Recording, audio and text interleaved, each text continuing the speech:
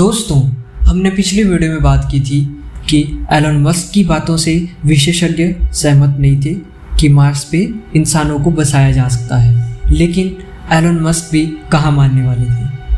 उन्होंने वर्ष 2002 में स्पेसएक्स नाम की कंपनी शुरू की।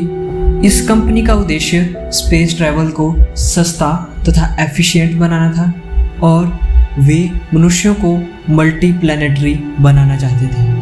मल्टी प्लैनेटरी का मतलब एक से ज़्यादा ग्रहों में रहने वाली प्रजाति। तो मनुष्यों को मल्टी प्लैनेटरी बनाने के लिए उन्होंने वर्ष 2002 से ही काम करना शुरू कर दिया था।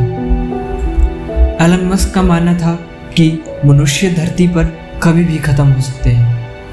मनुष्य के धरती पर ख़त्म होने का कारण कोई भी एस्टेरॉइड धरती से टकरा सकता है, वो हो सकता है, या किसी वर्ल्ड वॉर के कारण, न्यूक्लियर बॉम्ब के कारण मनुष्य पूरी पृथ्वी से ख़त्म हो सकते हैं। तो इसी कारण मनुष्य को किसी और प्लेनेट पर जाना होगा। यह उस समय में मनुष्य को बचाने का एक अच्छा उपाय होगा। लेकिन आखिर मार्स से क्यों? कोई और प्लेनेट क्यों नहीं? तो इसका सीधा सा उत्तर यह है कि मार्स के वातावरण को छोड़कर कुछ ऐसी उसकी प्रॉपर्टीज़ हैं जो अर्थ की तरह है। जैसे पृथ्वी पर एक दिन 24 घंटे का होता है, तो मार्स पर एक दिन 24 घंटे 40 मिनट का होता है, जो कि अर्थ के दिन के लगभग बराबर है।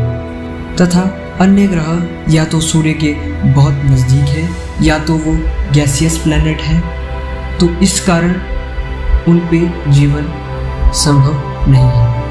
हालांकि उन प्लैनेट्स के जो मून है उनके ऊपर लाइफ संभव हो सकती है, लेकिन उनकी दूरी अर्थ से बहुत है। इस कारण मंगल सबसे अच्छा ऑप्शन यहाँ पर रहता है।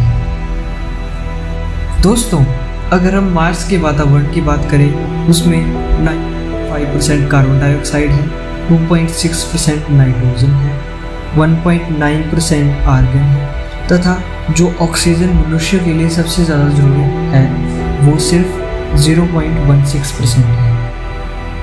तो दोस्तों, इस हराश कंडीशन में आखिर मार्स के वातावरण को मनुष्य के रहने लायक कैसे बनाया जा सकता है? इस पर एलन मस्क का कहना है कि अगर मार्स का टेम्परेचर थोड़ा बढ़ाया जाए। दरअसल मार्स का टेम्परेचर बहुत कम रहता है। यह -48 डिग्री सेल्सियस से -60 डिग्री सेल्सियस तक कई बार पहुंच जाता है। तो आखिर मार्स के टेम्परेचर को बढ़ाया कैसे जाए? तो इस पर एलन मस्क ने यह सुझाव दिया कि मार्स पर न्यूक्लियर विस्फोट से वहाँ का टेम्परेचर बढ़ाया जा सकता है। लेकिन यह इतना भी आसान नहीं है। मार्स पर टेम्परेचर को बढ़ाने के लिए लगभग 10,000 न्यूक्लियर विस्फोट करने पड़ेंगे। तो 10,000 न्यूक्लियर विस्फोट यहाँ से सुरक्षित मार्स पर पहुँचा के वहाँ विस्फोट करना बहुत ही चुनौतीपूर्ण है। लेकिन स्पेस साइंस में हो रही तरक्की के हिसाब से हम यह अनुमान लगा सकते हैं कि वर्ष 2050 तक मार्स पर मनुष्यों की कॉलोनी बसाना संभव है। जिस तरीके से स्पेसएक्स ने रियूजेबल रॉकेट्स बनाए हैं जो कि स्पेस में जाने का खर्च बहुत कम कर देते हैं, तथा मार्स पर मनुष्य को बसाने के लिए किए जा रहे बहुत सारे प्रयासों के कारण हम ये कह सकते हैं कि मार्स पर आखिर इंसान पहुंच सकता है। अगर आपको ये शॉर्ट डॉक्यूमेंट्री अच्छी लगी हो तो इस वीडियो को लाइक करें तथा चैनल को सब्सक्राइब करें।